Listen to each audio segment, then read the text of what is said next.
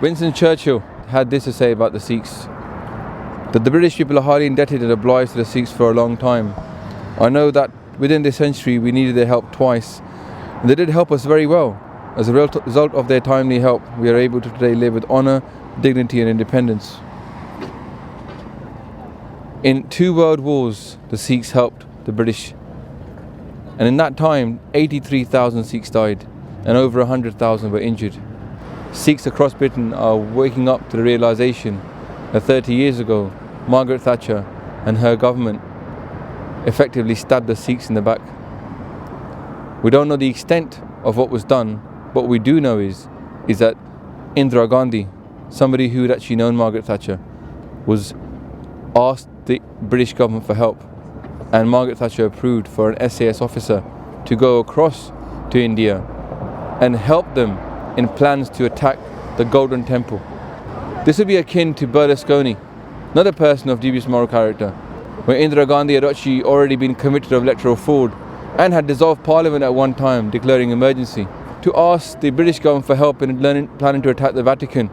And for the British government, instead of saying, let us send over a negotiator or somebody who's able to help with the police matters, but send over a highly trained soldier who is skilled in actually executing military operations. Now, some people might say, well, this is real politics. But the fact is, for the last 30 years, across London, across the UK, Sikhs have been protesting about what happened in 1984 and trying to raise awareness of that every year in June. A big march from Hyde Park through to Trafalgar Square. And the British government's official line has been, well, you know, it's an internal political matter of the Indian government. We can't really comment too much. And yet we found out now that 30 years earlier, it was not an internal matter. It was something that we were involved in. What's even more disturbing is that for the last 30 years, the official state narrative of India has been that the Indian government had to go in June 1994 because of the political situation at that time.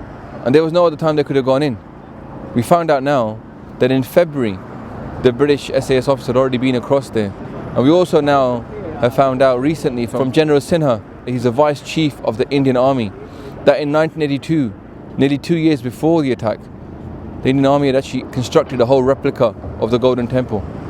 So the narrative has been that there was no choice but to attack the Golden Temple in June 1984. But we now find out that actually the plan to attack was made up in February. And if it was made up in February, then why was the one day picked where thousands of Sikhs were going to go into the Golden Temple to remember the 5th Guru? It would be akin to saying, well, Berlusconi wanted to attack the Vatican, and the only day he could think about, the only day it was possible, was the day of Easter, and all the Catholics are packed into the Vatican. It makes no sense. This narrative that's been played out again and again over the BBC, over the Times, is that the Indian government was forced into this action. But now what the Sikhs wish to do is ask to know the extent of the advice that was given. Was it advice to carry out a very small operation, or was it actually the advice that the Indian Army ended up executing? Because what happened is what shocks the Sikhs most. As you can see on the picture on your screen, the Golden Temple was attacked using tanks, helicopters, armor-piercing shells. Thousands of soldiers were involved. Joyce Pettigrew, an Irish anthropologist, and what she says is that the army went into Darbar Sahib, the Golden Temple, not to eliminate a political figure or a political movement, which is what is being told to us, but actually to attack the heart of a people, which is the Sikh people, to strike a blow at their spirit. And what she says, the army has suffered a heavy toll in the three days of battle.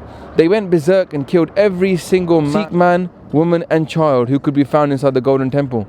They were hauled out of the rooms, brought to corridors on a circumference, with their hand tied behind their back. They were shot in cold blood. What they've been telling us is, we were not involved. We cannot get involved. And yet they were involved. Blair, Cameron, and all the prime ministers since 1984, what did you know? Every time the Sikhs marched in June, did you know that actually the only reason you're not condemning this is because you were involved in it? Tell us the truth. We're not going to sit here and say, well, just because a Labour MP raised the story, that actually Labour was in the right. Because although Margaret Thatcher was a Tory politician, the advice that she took was the civil advice. So this basically incriminates the whole civil service, the foreign service, and also the army. As loyal citizens, as an ex-army officer myself, I'm very ashamed that this happened, and I'd like to find out exactly what advice was given. And I'd like you, the British people, like me, who do believe in this country, to find out what exactly happened. We're using the hashtag Truth About 1984. So please, on Twitter, ask questions to the MPs, tag in people that are interested, find out how Margaret Thatcher did this. We don't know why, we can't ask her, she's dead, but we can raise those questions to find in her papers, to find those papers that are still not made public, what exactly happened, what advice was given, and why that advice was given. Thank you very much for your help.